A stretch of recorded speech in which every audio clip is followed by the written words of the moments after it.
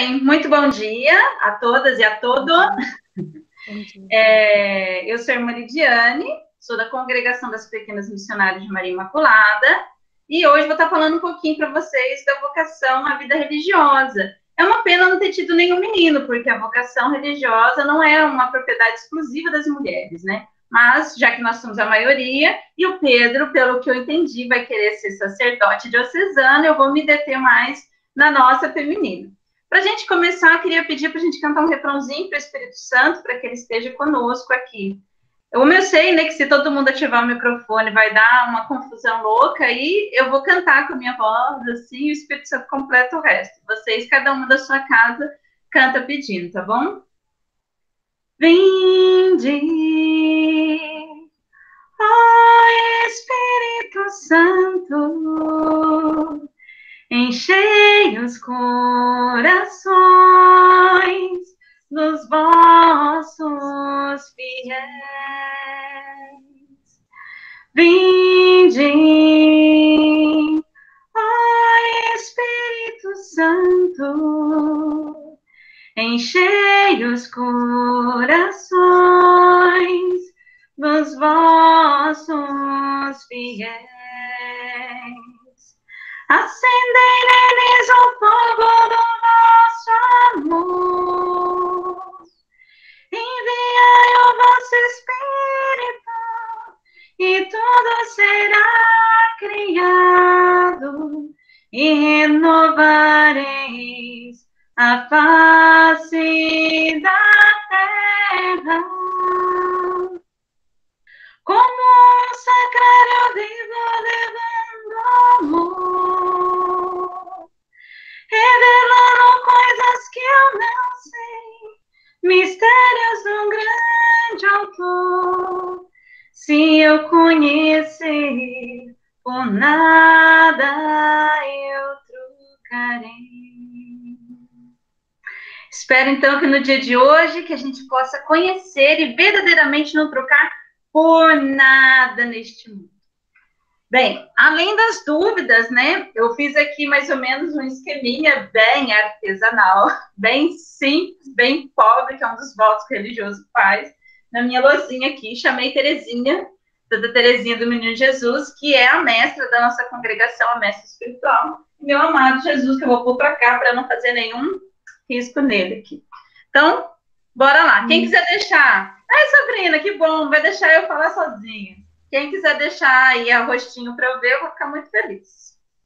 Bora lá, uma das coisas que me perguntarem, para a gente entender um pouco melhor o que é a vida religiosa, eu vou contar um pouquinho só da nossa história como religiosos em geral. Não falando da minha congregação específica, falando em geral para a gente entender. Lá no passado, existia uma comunidade antes de Cristo que chamava Qumran. Quem quiser pesquisar, tem a comunidade de Qumran, depois pode pesquisar no Google. Eles eram um grupo que já queriam viver uma vida separada do mundão, das coisas materialistas. Então, foi encontrado pelos historiadores muitos escritos de como vivia essa comunidade de Qumran. E eles viviam em comunidade.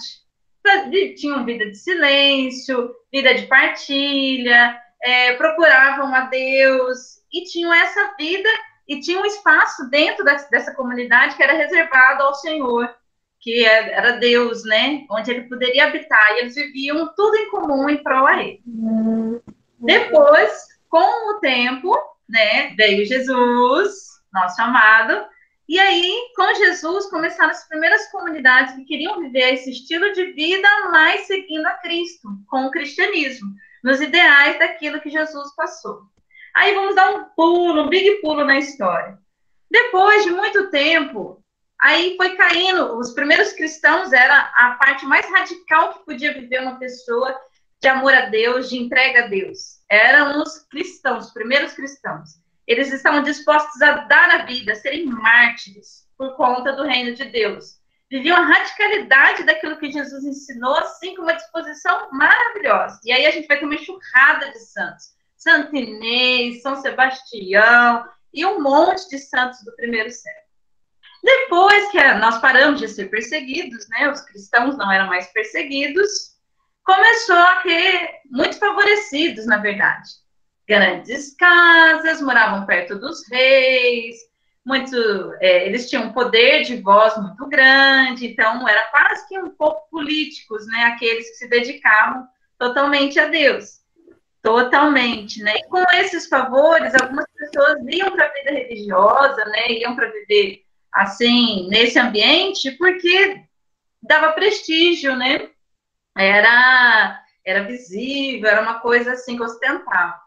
Então foi se decaindo essa radicalidade como cristão, não era mais perseguido, não tinha mais nenhum desafio, pelo contrário, era muito favorecido. E aí surge uma pessoa que é muito especial para a vida consagrada, que é Santo Antão. Santo Antão, vendo a hipocrisia do cristianismo, que era vivido nesse tempo, por ser muito favorecido, ele resolveu viver sozinho, se separar do mundo. E aí ele foi o primeiro, é o pai da vida religiosa. Ele foi o primeiro eremita, até coloquei aqui no cantinho, eremita. Ainda existem os eremitas. Quem são os eremitas? São aquelas pessoas que resolvem viver separadas do mundo, totalmente voltadas para Deus. Depois de Santo Antão, outras pessoas foram desejando viver essa radicalidade, buscar um outro jeito de ser radical. Entre elas, um jovem muito inteligente que foi estudar em Roma, que chamava Bento. Bento, vendo a hipocrisia também do estudo, de tanta coisa, e uma sede de Deus tão grande, ele resolveu, como Santo Antão, se refugiar numa gruta, num lugar bem alto, que chama Subiaco, e lá viver uma vida eremítica. Só que as pessoas não deixaram ele viver como eremita, porque ele emanava uma sabedoria daquela vida de contemplação, vida de amor a Deus, que muitos começaram a ir atrás de Bento para ouvir o que é que ele estava buscando e começaram a querer viver como ele. E aí, imagina quem que virou? A ordem dos beneditinos. Perto dessa gruta de Bento, lá de Subiaco, virou um convento, né? Porque daí foram vários se unindo a ele. E aí, Bento escreveu uma, que dá até para comprar em qualquer livraria, que é a Regra de São Bento, que era um estilo de viver eremítico em conjunto. Depois foi conhecido esse estilo como mosteiros. Esses mosteiros foram se aumentando, porque foi crescendo o número de pessoas que queriam viver nesse estilo, juntos, em comunidade, por isso que teve uma regra para se organizarem, né? E aí foi se dividindo pelo mundo, foram criando vários mosteiros. E aí esses mosteiros masculinos com escolástica, que é a irmã de Bento, fundou o feminino. Ah, chegamos em nós, estava só nos homens. Enfim, chegamos. Criou o feminino. No ideal de Bento, né, São Bento, que a gente conhece, ela criou a ordem feminina, que era nada mais, nada menos que ora et labora, rezar e trabalhar. Porque vivendo em comunidade não dá para você viver do vento, né? Tinha que cozinhar, tem que lavar, limpar a casa, então é a parte do trabalho. E o ora, que era a parte da oração, que era para não perder esse vínculo de viver extremamente para Deus. E com isso, vários outros começaram a surgir. Antigamente, até 1500 e pouco, existiam ordens religiosas. Como a gente conhece, a ordem dos carmelitas e das carmelitas, a ordem dos servos de Maria, que fica aí pertinho do seminário, a ordem beneditina, e alguns tinham, que era um modo de se organizar que os mosteiros tinham, por isso que chamava ordem. Com o passar do tempo, não se usa mais esse nome às novas congregações, nenhuma mais é ordem. Então, ordens são só essas mais, tem mais tempo, mais séculos. Então, algumas pessoas às vezes perguntam, qual que é a sua ordem? A minha ordem é amar a Deus. Mas não existe mais ordem das pequenas missionárias de Maria Imaculada, no meu caso. Mesmo, por exemplo, as carmelitas, que moram em Jacareí, que estão pertinho aí da gente também, né? E tem uma casa em São José. Elas têm uma ordem carmelita, que é a fundação original delas. Mas a carmelita que está em São José, que ramificou dessa ordem, elas não são ordem, são congregação. Não sei se ficou confuso. Deu para entender? Se tiver dúvida, vocês vão mandando aí para mim. Então, nós todas somos congregações ou institutos de vida religiosa. Mas, bora lá, deu um big pulo na história, vamos voltar lá para trás. Então, estavam vivendo como monjas, só existiam as monjas. Ou seja, uma mulher que quisesse se consagrar a Deus, ela entrava num ambiente desse, de mosteiro, e vivia reclusa, e o máximo que ela podia almejar era ser abadesa. A abadesa era a responsável maior de qualquer mosteiro, né? Era a responsável ali. Com o tempo, começaram a existir outros modos de ser aquelas pessoas que queriam ajudar o próximo e viver essa vida toda a Deus. E aí a gente vai lembrar de uma congregação que quis viver isso no estilo de pobreza radical. Porque existiam várias, vamos pregar inteligência, né? Com São Domingos Savos, com São Domingos, que fundou a Ordem dos Dominicanos, que era um monge, mas queria que pudesse ser pregadores, ia para o povo, e assim foram surgindo várias, né? Mas existiu um que não queria viver contando com o dinheiro das pessoas, mas que queria viver radicalmente como Cristo, sem depender de alguém mantendo eles, que foi São Francisco. São Francisco inovou com uma ordem mendicante, que era contando com a providência. E com isso, onde que estão as mulheres? Santa Clara, muito encantada com o ideal dele, queria viver como ele, mas não era permitido às mulheres viver como mendicantes, e nem pedindo esmola, nem saindo, nem atuando com os pobres. As mulheres eram só monges, tinha que ficar na clausura, fechadinho. Nada de mulher trabalhando por aí. Demorou muito, mas Santa Clara se conformou e foi viver em São Damião, no Mosteiro das Clarissas. Demorou muito para com São Vicente de Paula, que era totalmente dada aos pobres, dada às pessoas, pedir ajuda das mulheres. Que é lógico, a gente tem um jeitinho todo especial de cuidar das coisas, né? E aí, quando ele começou a pedir ajuda das mulheres, ele foi estabelecendo o que seria a primeira congregação de ordem de vida ativa, porque antigamente eram todas de vida contemplativa, só de viver da oração, essa vida comunitária. Queria ser religioso, você entra dentro do mosteiro, e aí a diferença dos mosteiros para os conventos. Ia entrar dentro do mosteiro, que era um convento, mas ia viver ali com aquela vida comunitária, vida de oração, sem poder ter um apostolado externo, né? Dentro desses mosteiros tinha apenas uma irmã, chamava Irmã Rodeira, que podia sair, porque senão como é que as irmãs iam comprar as coisas que estão lá fora se elas não podiam sair lá fora? Então tinha uma irmã, ou irmã porteira, que era aquela que podia atender as pessoas de fora e trazer as coisas. Mas mesmo assim ela não era considerada uma vida ativa, assim. Então, com São Vicente de Paula, começaram as congregações a poderem ir atuar com os pobres, com os doentes. E daí, gente, explodiu um mundo de congregação. Porque cada congregação foi dando um olhar para um ramo da igreja que via que precisava desse toque de Deus na atividade ali, e foram surgindo as diversas congregações que nós temos, que eu não posso nem falar para vocês quantas são, porque nem eu faço ideia, nem sei. Uma vez eu perguntei para o responsável lá do Vaticano quantas congregações existem no mundo, e ele falou, não faço ideia. Se nem lá que eles têm que numerar, eles fazem ideia, imagina eu, né? Então, nós somos várias congregações. Por que manter tanta congregação, né? Podia ter uma só, não tinha essa dúvida, queria ser religiosa, entrava nessa e acabou, né? Porque cada uma de nós sente um carisma, uma coisa especial para cuidar de Jesus de um jeito, um aspecto específico. Algumas vão se dar para Jesus crucificado, tem mais esse cuidado, esse carinho com ele crucificado. Outras com Jesus Redentor, ressuscitado. Outras com Jesus Mestre. E outras, como nós, com Jesus Eucarístico, que é o qual minha congregação se dá. Aí nós precisamos entender outra coisa, para quem está buscando, eu acho que eu tenho vocação religiosa, mas não sei qual congregação buscar, nem como é que eu vejo. A gente não vai para as congregações assim, essa cuida de criança, eu gosto de criança, eu vou para essa. Essa cuida de doente, eu gosto de doente, eu vou para essa.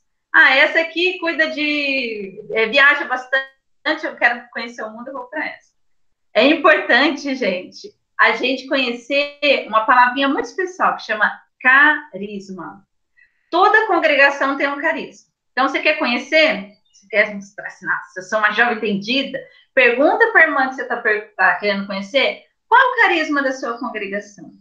O carisma é a vida da congregação, a seiva, a raiz. A obra, o apostolado que ela faz, que é o trabalho, pode morrer, mas o carisma não. O carisma é aquilo que mantém viva a congregação. No caso, qual que é o carisma da congregação? É ele que vai fazer a linha por onde passa todo o trabalho que aquelas irmãs vão fazer. Por exemplo, no caso da minha congregação, é eucarístico e marial. Ou seja, em todo lugar que eu for, é levar Jesus Eucarístico e Maria. E aí eu posso levar Jesus Eucarístico e Maria através dos doentes, através da escola, através das palestras, através de onde eu for. Eu não posso perder esse foco de amar intensamente Jesus na Eucaristia. E tentar me assemelhar o máximo possível com Maria, me pegar bastante a ela. Já vão ter congregações que são em reparação das almas. Então, tudo que elas fizerem vai ser pensando na reparação das almas. E por aí vai. Vai se desdobrando o apostolado. Por exemplo, uma salesiana, se ela tem, pelo carisma de Dom Bosco, cuidado com o jovem, combina ter escola? Combina ter escola. Combina ter formação para a juventude? Combina. Combina ela ser meteorologista? Combina ela ter uma gravadora? Mais ou menos. Já as paulinas, que é comunicação. Combina para elas ter gravadora? Combina. Combina para elas ter uma rede de televisão, livros, tudo mais? Combina. Combina com elas cuidar da saúde? Aí já é um outro ramo. Já nós temos uma história com os doentes. Combina para alguém que é totalmente eucarística ter uma obra com os doentes? Claro que é um lugar onde mais precisa do pão eucarístico do que aquele que está frágil.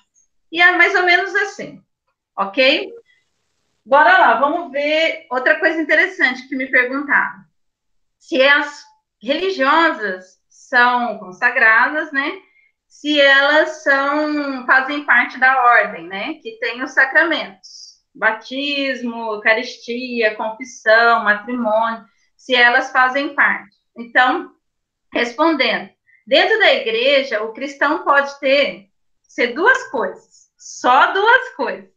Ele pode ser ordenado, e no caso, ordenado, ministro ordenado, são só homens. E eles são só os padres, bispos, aí ele vai crescendo, primeiro grau da ordenação, né?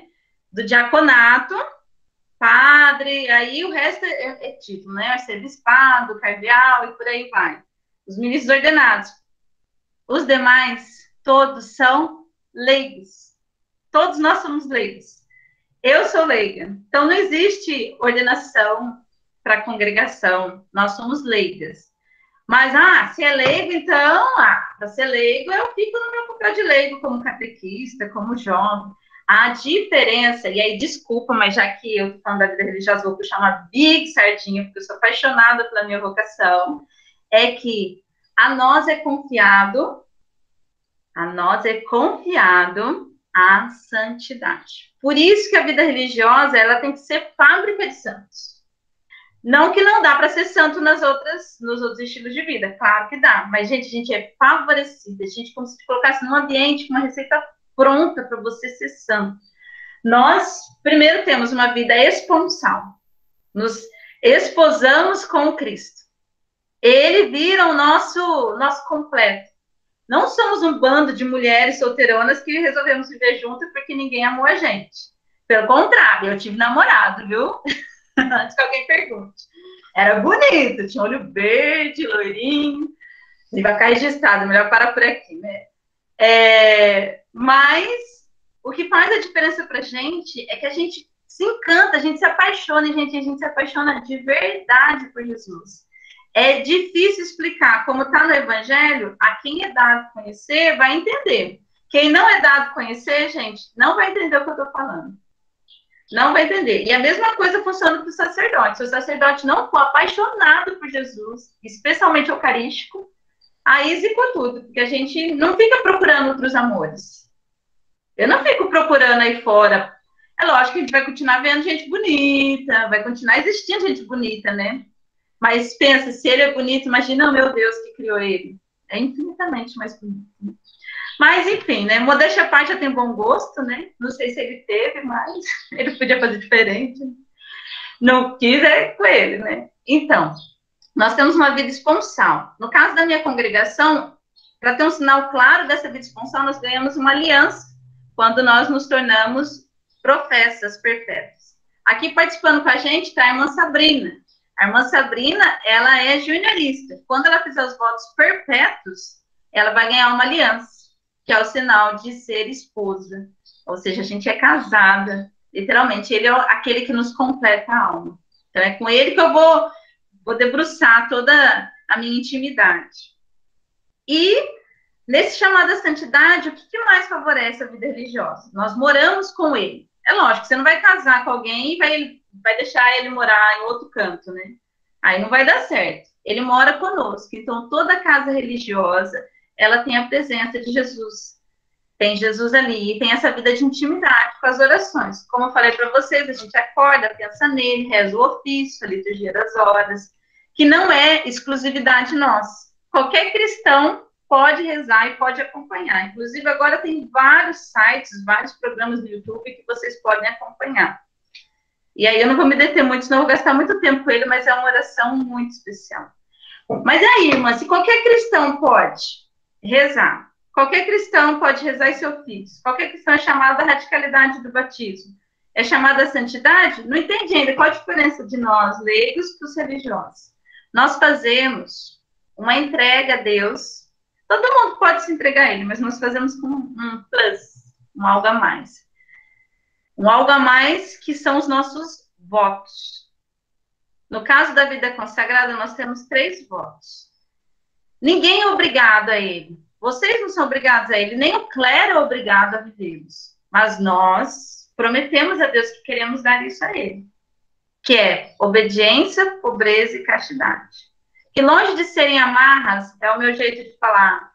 Amor, você me completa inteira e tudo que eu tenho, possuo e sou, eu entrego para você. Esse é o meu presente de casamento para você. E ele assumindo tudo isso, como não ser em mim? Quanto mais eu vivo esses 3 votos, essa doação para ele, mais ele me assume, e quanto mais ele me assume, mais eu me cristifico. E se eu começo a me parecer com aquele que eu amo, com o próprio Deus, que é a meta da vida consagrada, então, como não ser santa, né? Me parecendo com ele. Como não ser santa? E aí a gente vê que nós fomos poupados de alguns desafios, né? Que a vida matrimonial, a vida de leigo exige quando a gente se dá. Por exemplo, se a minha madre me pedir hoje, me ligar, falar assim, Lidiane, eu preciso de você lá na África para ajudar lá a comunidade. Eu não tenho que pensar, nossa, mas e meu marido e meus filhos, e eu estou totalmente livre para amar a Deus aonde ele precisar de mim. Livre. Essa condição de liberdade para poder me dar para ele é uma exclusividade da vida consagrada. E bora lá, vamos ver, falamos da radicalidade e somos chamados a ser profecia, porque no reino dos céus não vai existir mais casamento, nem essas tribulações de, ai, será que esse menino me ama, não me ama? Será que eu compro uma bicicleta ou eu vou casar, o que eu vou fazer da vida? Não vai existir. Vai existir apenas um amor total, entregue a Deus. E a gente é chamado a fazer isso aqui nessa terra, a ser privilegiado de já amá-lo totalmente aqui. Aí a gente é profecia daquilo que vai ser no céu. No céu não vai existir egoísmo. Cada um vai pensar no outro. A gente vai querer se dar, porque o amor, ele faz isso. E nós, religiosos, somos chamados a nos darmos uns pelos outros. Por isso que a gente vai servindo doente, vai servindo pobre, na educação, onde quer que seja chamado. Que é sair de si, dilatar o coração. Explodir o nosso coração pelos outros. Ser de todos sem ser de ninguém. Muito bem. Agora, bora lá para as perguntas, que eu estou vendo que a hora vai passando. Hábitos. Uma pessoa perguntou para mim, irmã, por que o religioso usa hábito e alguns não usam? O hábito, ele é um sinal visível daquilo que nós temos por dentro. E o hábito é tipo, eu gosto de pensar assim, o exército, quando eles vão escolher qual ramo do exército é marinha, eles têm a roupa diferente, né? Então, a marinha usa azul, para identificar aquela lá do mar, a aeronáutica um azul mais claro, o pessoal que vai do exército mesmo usa aquele para se camuflar, e a gente tem que representar externamente o que a gente é internamente. No meu caso, é a Eucaristia, por isso o hábito branco. No caso da Beneditinas, que é voltado à penitência, a Deus ali, a cor preta, já vão existir, gente. Um dia vocês quiserem ver hábito religioso e quiserem escolher congregação pelo estilo do hábito, vão dia 2 de fevereiro lá na Praça São Pedro. Porque é o dia do religioso, é um dia que o Papa celebra para os religiosos. Aí fica uma fila de religiosos, tudo de hábito. Tem hábito rosa, para quem gosta de rosa, tem hábito xadrez, tem hábito lilás, tem hábito azul, tem hábito preto, tem hábito cinza, tem hábito de tudo. É um sinal externo. Nós somos reconhecidos por ele. Algumas congregações, depois do Concílio Vaticano II, elas optaram por não usarem mais hábitos para poder estar em comunhão com o povo ali. Mas, mesmo essas congregações, elas precisam ter um sinal externo de que são religiosas. Seja uma cruzinha, um crucifixo, um broche, o modo de se vestir não pode ser mundano. Por exemplo, as irmãs paulinas, você reconhece a irmã porque ela se veste de um modo assim muito apropriado, muito religioso. O jeitinho dela falar CCDC, essa mulher diferente. Ela está separada do mundo mesmo. Ela é consagrada, com certeza, você sente. Agora, nós que usamos hábitos, temos uma responsabilidade ainda maior. É muito nítido. Eu, pelo menos, faço essa experiência. Sim, nossa, se a igreja me pedisse muito mesmo para eu tirar, porque eu amo a minha roupinha. A primeira coisa que eu faço quando eu vestir ela é dar um beijinho nela. Porque quando eu ando, eu me sinto realmente arrastando, assim, essa imagem de Deus, de Nossa Senhora e da igreja. E a gente é reconhecido aonde vai. A quantidade de gente que já sentou do meu lado no ônibus, nunca me viu na vida e começa a contar a sua história, a falar, confiar na gente apenas pelo fato de estar usando hábito. Fora, assim, as frases que eu mais gosto, né? As crianças, quando veem, falam assim, oh, Nossa Senhora! Olha, uma vez eu fui no supermercado, no dia, e uma criança estava no carrinho, sentada dentro do carrinho, e falou para a mãe assim, mamãe, eu vi meu anjinho da guarda. Dela, quê? Eu vi meu anjinho da guarda. Quando eu fui me aproximando, ali, olha. Eu, nossa. E, assim, é uma experiência muito boa de ser reconhecida como esse papel especial, diferente na igreja. E as pessoas confiam em nós. Quando eu morava na casa-mãe, muitas pessoas, às vezes, diziam na casa-mãe, assim, porque ela ficava aberta durante o horário do almoço, não sei se vocês conhecem, fica ali no centro da cidade. E algumas pessoas iam desesperadas, com o coração, assim, inquieto. E chegavam e falavam assim, eu preciso falar com uma irmã. E às vezes via a gente passando, irmã, eu preciso falar com a senhora. E vinha e confiava na gente. Confiava por conta disso daqui. Não chegava a falar, eu quero falar com o porteiro, eu quero falar com qualquer um que está passando, eu quero falar com uma irmã. E aí a gente vê nosso papel é diferente. Mesmo no hospital, que é o caso da minha congregação, chega um momento em que o paciente, e eu passei diversas experiências assim, ele não quer mais nem um médico, nem enfermeira, nem remédio, ele quer a presença da religiosa. A gente tem que ser diferente, né? Fazer a diferença. A gente tem que realmente passar para o mundo essa profecia. E aí, cada congregação vai escolher o hábito que mais expressa aquilo que internamente a congregação é. E aí, conforme vocês forem conhecendo, podem ir perguntando para as congregações. Muito bem. Um perguntou assim, como você discerniu que sua vocação era a vida religiosa? Na verdade, gente, o discernimento, e aí eu já vou ligar essa com uma outra pergunta que fala assim, como viver o tempo do discernimento vocacional? O tempo do discernimento vocacional é um tempo maravilhoso. Aproveitem. Eu sei que parece que não, que é desesperador, que Deus devia ter dado para a gente a você isso e nessa congregação. Mas esse tempo é um tempo de graça, porque essa inquietação que cada uma de vocês está sentindo, ela ajuda vocês a pensar melhor, a refletir, a olhar com mais foco naquilo que vocês querem fazer. Porque se viesse pronto, você ia fazer o quê? Vou curtir a vida e quando der lá, sei lá, no meu caso, Lidiane, você vai entrar com 16 anos nos pequenos missionários. Eu não tenho trabalho nem procurar elas nada. Depois eu vou viver a vida inteira lá mesmo, aí lá eu começo a descobrir. Mas esse trabalho de inquietação me fez procurar as carmelitas, as paulinas, e conhecer um monte de coisa, e nessa busca, ir atrás de Deus. Porque quem tem a resposta? Deus já sabe o que ele fez, o que ele deseja para a Gabi, para a Ingrid, para a Biene, para a Anne, para cada uma de vocês. Deus já sabe o que ele quer.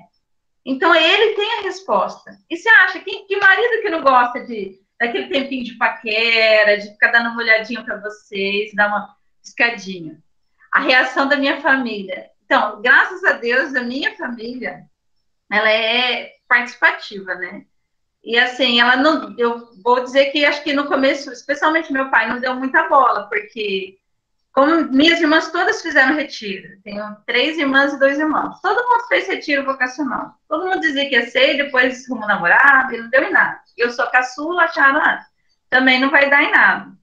Meu pai se surpreendeu mais, foi um pouquinho mais difícil, mas minha mãe, vai, se é isso que você quer, pode ir. Tanto que a liberdade da minha mãe foi tão grande, né, de vai, estimular, que quando eu era noviça, eu entrei numa crise enorme, pensando, será que eu entrei por mim ou eu entrei por causa da minha mãe?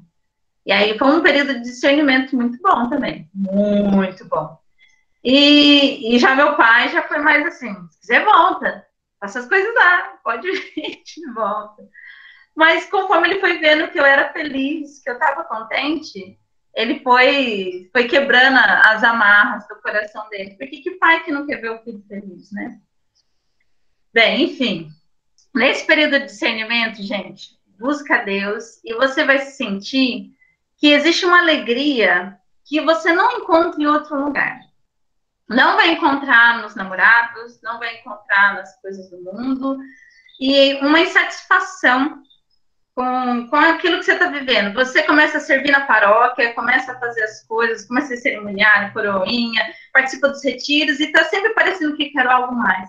Eu quero algo mais, eu quero algo mais. E aquilo não basta. E aí, esse algo mais, esse algo mais, esse algo mais, você vai encontrar ele só no algo mais, que é a vida religiosa. É como se o mundo não te respondesse mais, estivesse faltando alguma coisa. Por mais que a gente se debruce, se dá na igreja, falta alguma coisa. Que assim, e aí acaba que na vida religiosa desemboca ali. Então, esse tempo de discernimento, esse tempo maravilhoso, onde você se encontra com você, com as opções que o mundo dá, ele vai te ajudar. E ele é precioso, gente.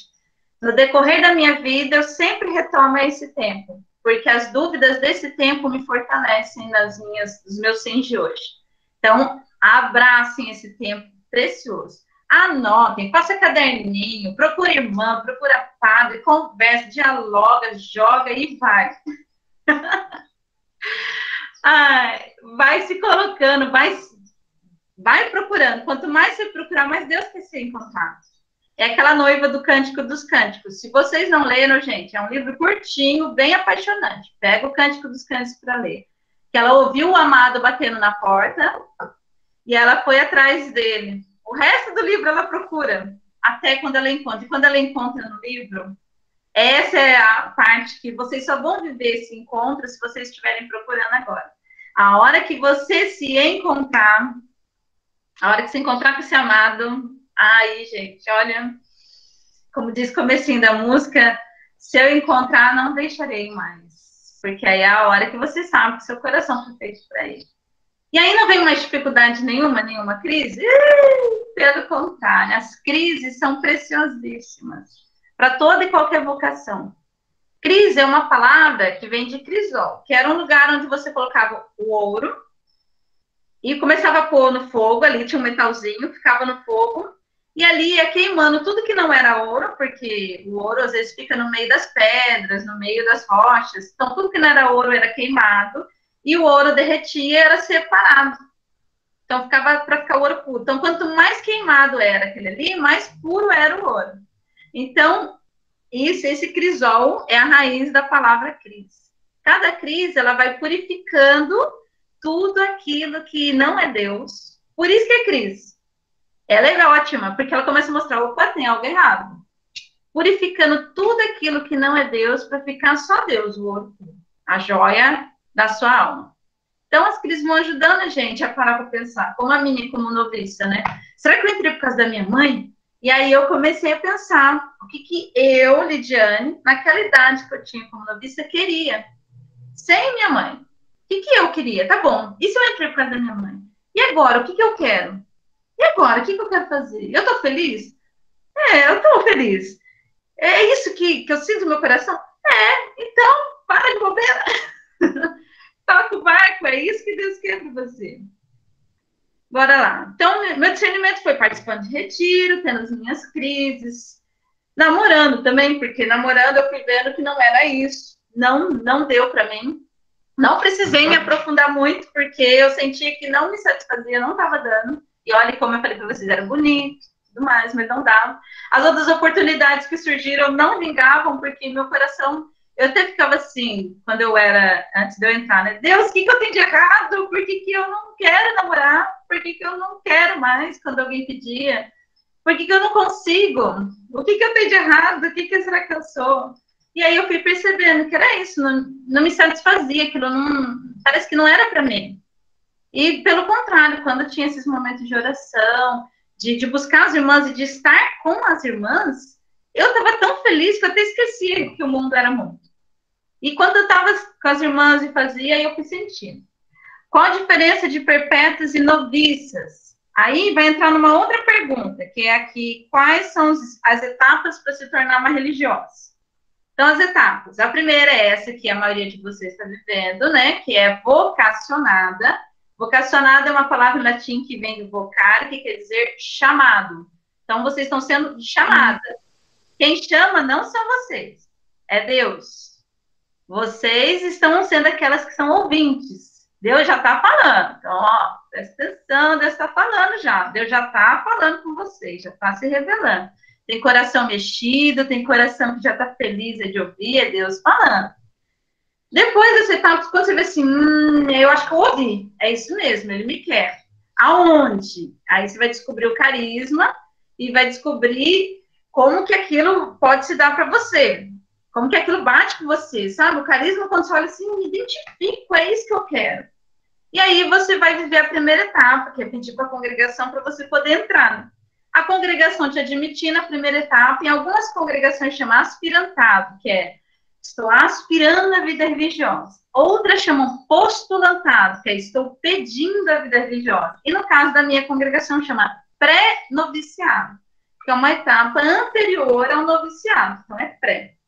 Depois, ao noviciado, no caso da minha congregação é onde a gente ganha o hábito, e são 2 anos preconizados pela Igreja Canônica de 6 meses o mínimo, a no máximo 2 anos e 6 meses. A maioria das congregações faz 2 anos já, sempre 2 anos. É um período maravilhoso, porque mesmo a congregação sendo de vida ativa, no noviciado você fica mais namorando, você vai conhecer a congregação de modo profundo, é um tempo de encantamento com Deus. Então, a novice é aquela que está discernindo a vocação, mas já usa hábito, já tem algumas missões como irmã, mas ela ainda está em discernimento, ela não tem votos, mas ela já começa a viver para que ela possa sentir o que quer, e aí dá o seu sim mais seguro. Aí ela faz um período também de conhecer o que é o apostolado, e depois ela vendo assim, nossa, é isso. E a congregação também vai olhando nela, essa menina demonstra esses sinais. Porque a congregação também vai observando a jovem para ver se a jovem corresponde a tudo aquilo que a congregação espera. Por exemplo, eu digo que eu sou chamada, mas não gosto de ir na capela. Chego sempre atrasada. Detesto estar em comunidade. Dá uma coisa errada aí, hein? Entre aquilo que você acha que é a vida consagrada e aquilo que ela é. Quando as duas vão bater na congregação de nossa, ela corresponde à jovem de eu que eu quero, ela faz seus primeiros votos, que é o juniorato. No caso da minha congregação, em São José dos Campos, é o noviciado. O pré-noviciado está em São Sebastião, que é onde eu moro hoje, que é aquela casa linda, com um pôr do sol maravilhoso. Mais detalhes à parte. E o juniorato, que é a próxima etapa, que é quando se faz os votos, que você é juniorista, está almejando fazer os perpétuos, que se pode renovar no mínimo 3 anos, faz o seu compromisso por 1 ano. Ou seja, eu ainda estou em dúvida se vai ser isso para sempre. Então, você tem 1 ano, você assume 1 ano de compromisso. No outro ano, não, eu quero mais, renova. Aí vai renovando, até você falando, eu quero perpetuamente viver isso. Essa é a diferença. Quando eu faço meus votos perpétuos, eu digo, olha, igreja, eu me decidi totalmente, eu quero isso para sempre. Eu quero amar a Deus incondicionalmente, não preciso mais ficar todo ano renovando. Eu quero já dizer de uma vez por todas que é isso que eu quero toda a vida. É lógico que quando a gente entra, a gente já quer dar um sim perpétuo, né? A gente já tem esse coração de perpétuo. Eu imagino que a Sabrina já tem um coração de perpétuo aí, almejando isso. Mas a igreja pede por prudência que a gente vá fazendo essa renovação, porque os votos é uma coisa séria, não dá para a gente brincar de ter vocação, né? Bem, a rotina eu contei um pouquinho para vocês hoje de manhã, mas basicamente todas as congregações é a oração do ofício, a meditação da palavra de Deus, uma coisa que a gente chama de leitura espiritual, que a gente escolhe um livro ou de vida de santo, uma leitura boa para a gente fazer durante o dia, e nós temos o apostolado que vai permeando o nosso dia. Para algumas é escola, é creche, hospital, é a limpeza da casa, aí vai depender da congregação. No ofício, nós temos a oração das laudes, que são salmos, né? Hora média, vésperas e completas. Elas vão intercalando o nosso dia. Então, a gente trabalha um pouquinho, bate o sino, que é a voz de Deus, né?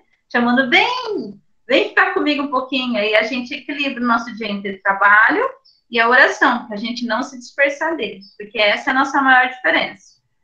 Diferença de uma irmã enfermeira, no caso da nossa congregação, e de um leigo enfermeiro é que a gente põe uma motivação, que é Deus, e faz tudo por ele. Então, a gente tem que equilibrar o nosso dia.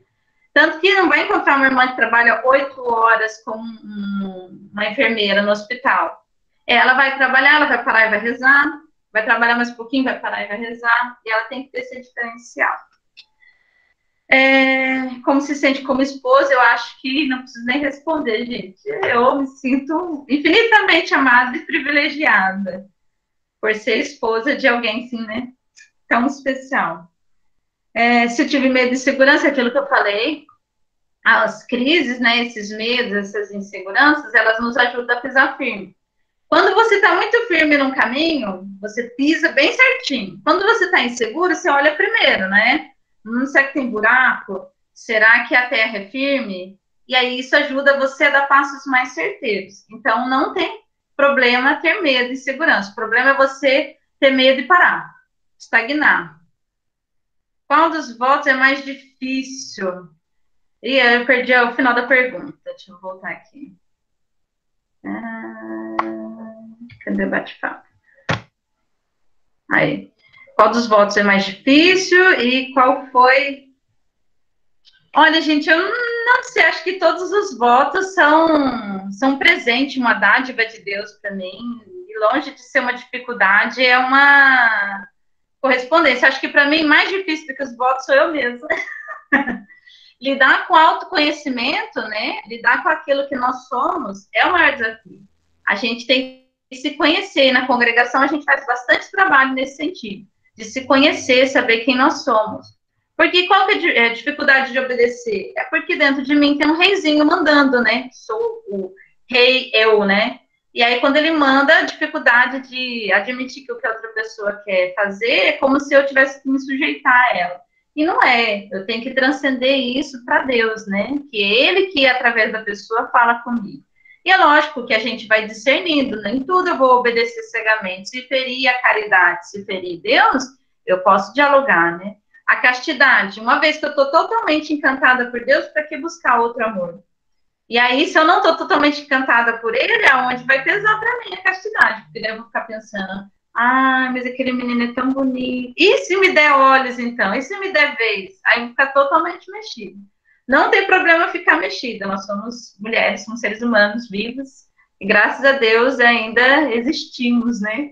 Mas é saber em quem que eu pus minha confiança, é resolver lá com o seu amado. Imagina uma mulher que casa e começa a olhar para outra pessoa, o que ela vai fazer? Tem que eu começar a olhar para o seu marido e falar, não, ele que eu me namorei, que me encantei. E a pobreza, eu acho que é um cuidado muito grande, porque possui as coisas da segurança para a gente. E aí eu volto a dizer do autoconhecimento. Se eu me conheço, vou ver por que eu não posso dar meu celular? Qual que é a minha segurança nele? O que tem nele que me faz com que... E por que eu tenho que ter dinheiro? Por que eu tenho que sair tendo uma coisa minha? Por que eu não posso confiar em Deus? Então é um trabalho muito pessoal. Minha relação com a minha família, graças a Deus, é ótima. Eu acho que depois de 20 e poucos anos de vida consagrada, eles entendem muito bem, aceitam bem minha vocação. E tudo que acontece, igual esse tempo de Covid, minha irmã pegou, meu cunhado pegou Covid, meu irmão, se refugiam na gente. Então, quer contar primeiro pra gente, quer pedir oração pra gente. Pelo contrário, a família pede muita oração, muito. Pensa que a gente vai salvar todo mundo. Conselho, dica, confiam muito. Então, quando tem qualquer quiprocó lá, me manda uma mensagem. Diane, tenta falar com fulano, faz isso daqui. Então, minha relação com a minha família, graças a Deus, é muito boa. Nossa Senhora, acho que eu falei demais, né? Não sei se alguém quer falar alguma coisa para dar uma equilibrada. O que vocês querem colocar? Fabienne, que saudade de você! Alguém quer interromper, falar alguma coisa? Eu separei aqui, né, gente? Vários livros que a igreja tem falando de nós, né? Da vida consagrada. E eu acho que nem vai ser o motivo de entrar neles, mas eles ajudam muito, então, para toda a igreja. Quem quiser. Bora lá, gente. Alguém quer falar mais alguma coisa para deixar lá descansar? Vou tomar uma água aqui, que se deixar eu falo o tempo inteiro. Né?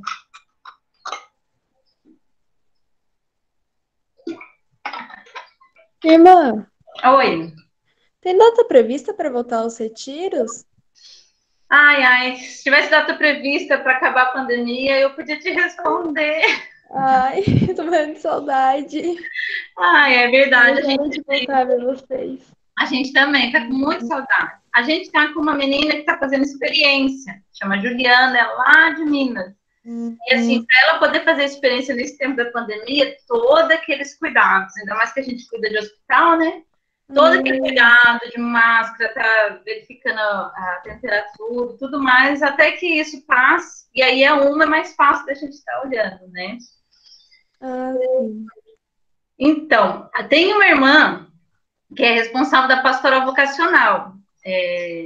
Eu vou pôr aqui nos comentários o telefone dela, e aí, assim que tiver novidade, ela é de São José, vocês podem entrar.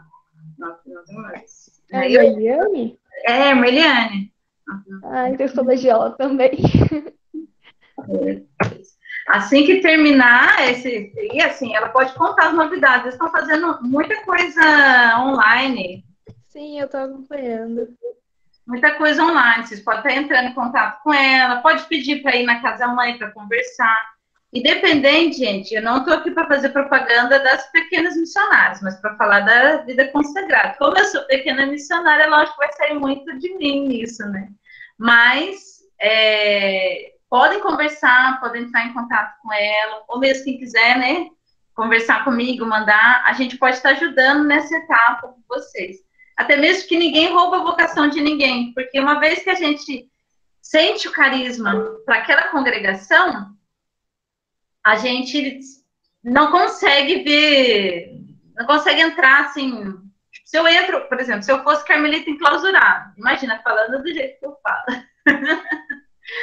Totalmente dada essa aí. Eu ia enlouquecer as irmãs lá. Então não ia adiantar elas pensarem assim, não, vamos manter a Lidiane aqui no nosso convento de clausura, que a gente não quer que ela saia. Mas Deus não me fez para ser. Eu acho lindo, eu amo. Eu fiz retiro com as carmelitas. Amo elas de paixão. Tenho um carinho super especial. Elas começaram meu caminho vocacional, enquanto as pequenas missionárias não deixavam eu fazer acompanhamento com elas, porque eu era muito nova. Eu tinha uns 12 anos quando eu comecei a ficar inquieta. Mas as carmelitas me aceitaram, então eu tenho um carinho super, super, super especial por elas. Mas, durante todo esse tempo, eu amo elas, mas não é para mim. Eu tive um tempo que eu fiquei assim balançada, mas quando eu conheci a congregação das pequenas missionárias, para mim, meu coração já foi amor à primeira vista. Não teve como. Eu conheci as Paulinas, achei que até ia me dar bem, porque eu gosto de comunicação, mas faltava alguma coisa. Eu conheci as Salesianas. Bem, sobre a visita dos familiares. A primeira pergunta. No caso, cada congregação, ela vai ter a sua regra, né, sobre os familiares visitar. No nosso caso, com os pré-noviços, nós temos visita durante o tempo, né, da formação, os pais vêm para visitar, tanto aqui quanto as meninas em casa. Inclusive, segunda-feira, elas vão sair de férias, vão ficar uns 20 dias em casa, na casa dos pais. Só que isso aí vai diferenciar de congregação para congregação. E esse ano da pandemia furou bastante, porque é difícil trazer todos os pais para cá no período de pandemia, né?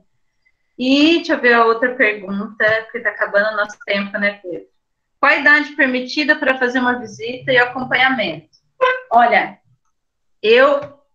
se a Eliane ficar brava, gente, comigo, eu vou dizer por mim, eu acho assim, é a hora que Deus chama, que você se sente inquieta, porque você vai fazendo esse trabalho e vai se colocando ali na disposição de Deus.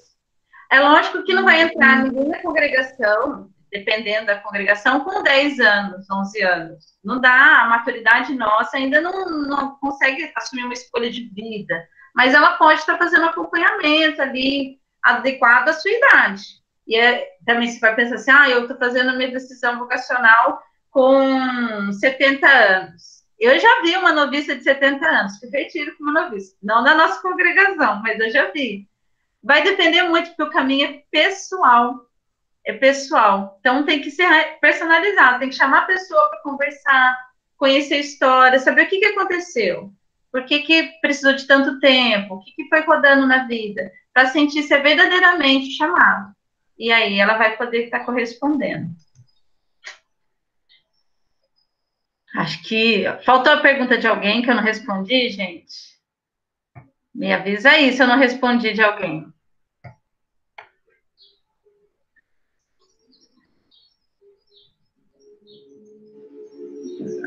Bem, tá todo mundo quietinho, então deve estar faltando.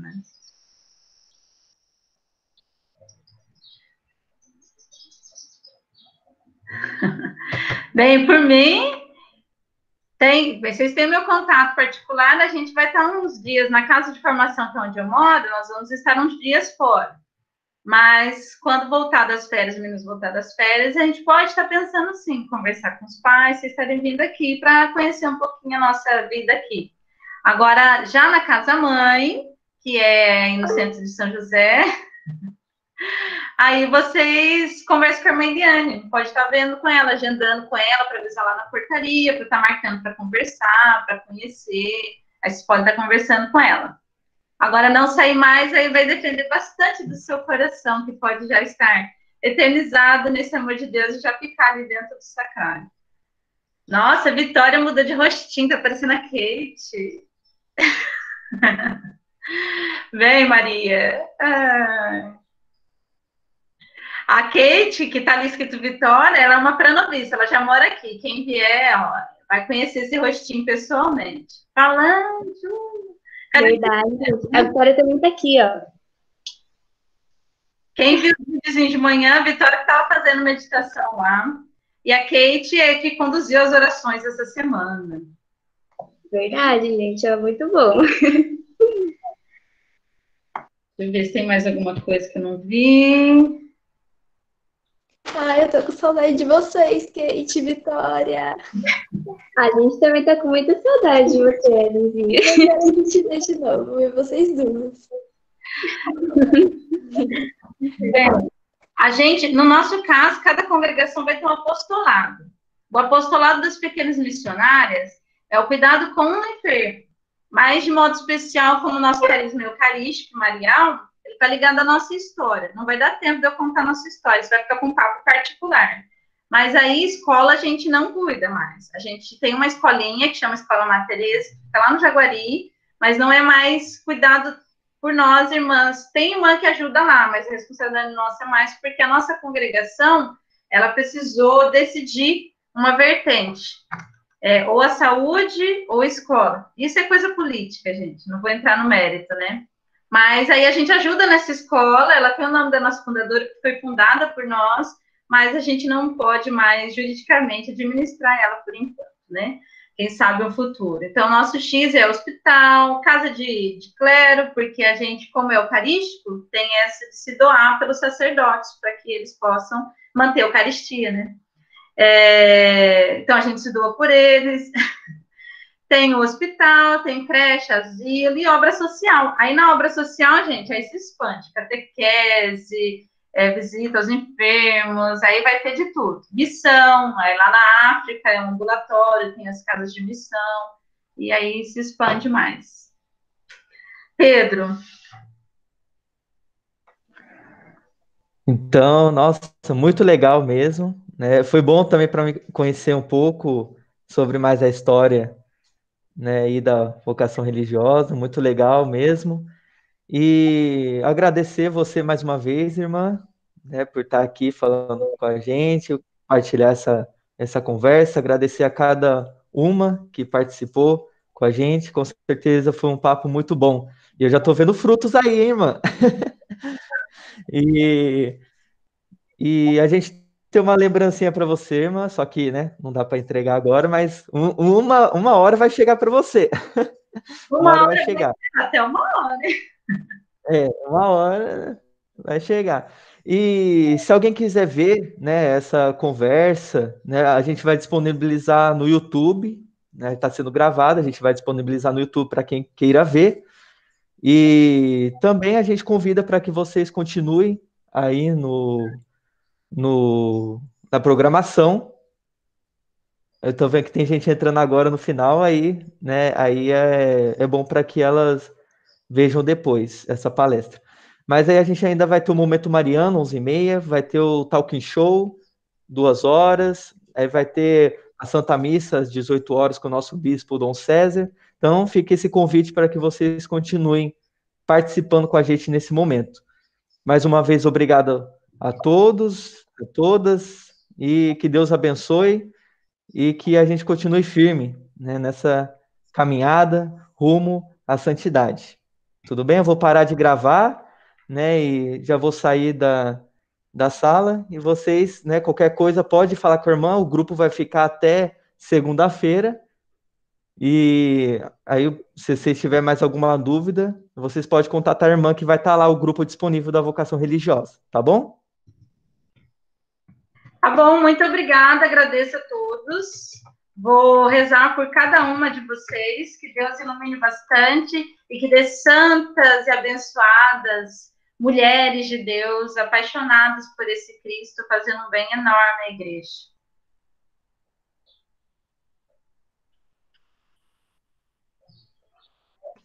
Tchau, até mais. Nós